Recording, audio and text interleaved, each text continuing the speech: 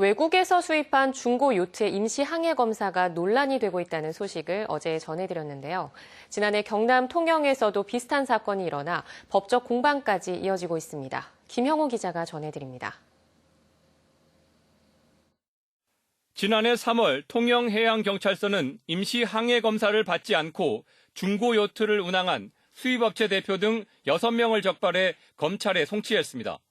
해경은 이들이 총 61회에 걸쳐 일본에서 통영까지 요트를 직접 몰고 왔다고 밝혔습니다.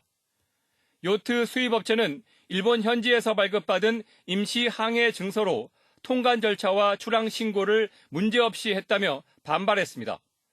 법적 소송까지 벌어져 올해 10월 1심에서 선박안전법 위반 혐의는 무죄 판결이 났습니다.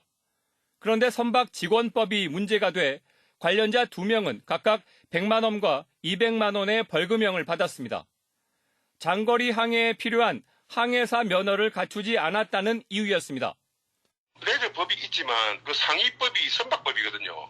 국내 레저법이 국제항해에 대한 규정이 없다 보니까 거기에는 또 그 선박법을 적용하는 거예요. 중고 요트 수입을 놓고 공방이 벌어지는 건 요트를 레저 기구로 볼 것이냐, 선박으로 볼 것이냐 하는 법리 해석 때문입니다. 해양경찰은 요트가 수입 과정에서는 국내의 레저 기구로 등록되지 않은 상태라 선박법을 적용해야 한다는 입장입니다. 요트 업계는 국내 운항 중인 요트 대부분은 외국에서 중고로 수입된 레저 기구인데 어선과 화물선 등에 적용하는 선박법 적용은 과도하다고 주장합니다. 선박안전법 66조에 보면은 외국 정부에서 이제 검사가 이루어진 배는 안전검사를 받은 걸로 이제 한다.